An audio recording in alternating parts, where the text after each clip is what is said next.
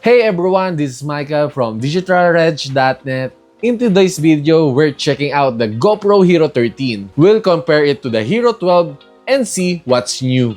Plus, I'll be sharing some awesome footages that we captured with the Hero 13. Oh, and we also got our hands on the GoPro Hero, their smallest 4K camera yet. But that's for another video, so make sure to subscribe to our channel. Also, drop a comment below and let me know what you are looking forward to and see on our next video. Alright, let's talk the upgrades. The GoPro Hero 13 actually was launched in September 2024 and here's what's new. Magnetic mounting for quick and easy attachment. A bigger 19,000 mAh Enduro battery up from 1720 mAh for longer recording time. GPS overlay is back. They removed it in the Hero 12 but it's here again. Wi-Fi 6 for super fast file transfer. And the lens mode got even better. For video recording, we now have 13 times burst slow-mo and 10-bit HLG HDR for improved colors and dynamic range. But in terms of field of view and resolution, things remains the same.